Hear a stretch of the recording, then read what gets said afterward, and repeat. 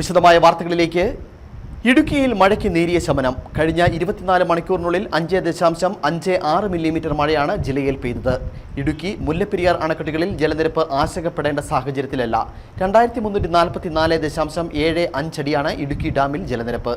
130.45 അടിയാണ് മുല്ലപ്പെരിയാറിൽ ജലനിരപ്പ്. കനത്ത മഴയിൽ ജില്ലയിൽ ഏകദേശം 5.48 കോടി രൂപയുടെ കൃഷിനാശമാണ് ഉണ്ടായതായി പ്രാഥമിക കണക്കുകൾ. ജില്ലയിൽ മഴയുടെ ശക്തി കുറഞ്ഞതോടെ ദുരിതാശ്വാസ ക്യാമ്പുകളിലുണ്ടായിരുന്ന കുടുംബങ്ങൾ വീടുകളിലേക്ക് മടങ്ങി തുടങ്ങി. ജില്ലയിൽ 3 ക്യാമ്പുകൾ മാത്രമാണ് ഇപ്പോൾ പ്രവർത്തിക്കുന്നത്. മഴ ശക്തമായിരുന്ന സമയത്ത് 14 ദുരിതാശ്വാസ ക്യാമ്പുകൾ തുറന്നിരുന്നു. ഇടുക്കി താലൂക്കിൽ തുറന്ന എല്ലാ ക്യാമ്പുകളും അടച്ചു. ഉടുമ്പൻചോല താലൂക്കിൽ 2 ദുരിതാശ്വാസ ക്യാമ്പുകളും ദേവികുളത്ത് 1 ക്യാമ്പുമാണ് ഇപ്പോൾ പ്രവർത്തിക്കുന്നത്. 3 ക്യാമ്പുകളിലായി 11 കുടുംബങ്ങളിലെ 36 പേരാണുള്ളത്. ഇതിൽ 9 പുരുഷന്മാരും 22 സ്ത്രീകളും 5 കുട്ടികളുമുണ്ട്. ദുരിതാശ്വാസ ക്യാമ്പ് പ്രവർത്തിക്കുന്ന അയ്യപ്പൻകോവിൽ പഞ്ചായത്തിലെ കരിങ്കുളം LP സ്കൂളിന് കളക്ടർ അവധി പ്രഖ്യാപിച്ചിട്ടുണ്ട്. കഴിഞ്ഞ 24 മണിക്കൂറിനുള്ളിൽ 5.56 മില്ലിമീറ്റർ മഴയാണ് ജില്ലയിൽ പെയ്തത്. ജില്ലയിൽ മഴയുടെ ശക്തി കുറഞ്ഞതോടെ ദുരിതാശ്വാസ ക്യാമ്പുകളിലുണ്ടായിരുന്ന കുടുംബങ്ങൾ വീടുകളിലേക്ക് മടങ്ങി തുടങ്ങി.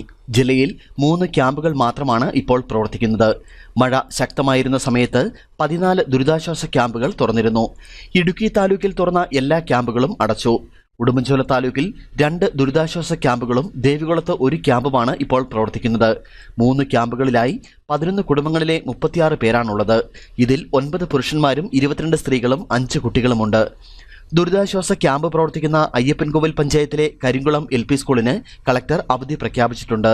കഴിഞ്ഞ 24 മണിക്കൂറിനുള്ളിൽ 5.56 മില്ലിമീറ്റർ മഴയാണ് ജില്ലയിൽ പെയ്തത്. ഇടുക്കി മുല്ലപ്പെരിയാർ അണക്കെട്ടുകളിൽ ജലനിരപ്പ് ആശങ്കപ്പെടേണ്ട സാഹചര്യത്തിലല്ല. കഴിഞ്ഞ 7 ദിവസങ്ങളിലായി 150 വീടുകൾക്ക് നാശനഷ്ടമുണ്ടായി. ഇതിൽ 140 വീടുകൾ ഭാഗികമായും 10 വീടുകൾ പൂർണ്ണമായും തകർന്നു. ജില്ലയിൽ ഇതിനോടകം 3 പേർക്കാണ് മഴക്കെടുതിയിൽ ജീവഹാനി സംഭവിച്ചത്. 3 പേർക്ക് പരിക്കുമേറ്റിട്ടുണ്ട്. കനത്ത മഴയിൽ ജില്ലയിൽ ഏകദേശം 5.48 കോടി രൂപയുടെ കൃഷിനാശമുണ്ടായതായാണ് പ്രാഥമിക കണക്കുകൾ.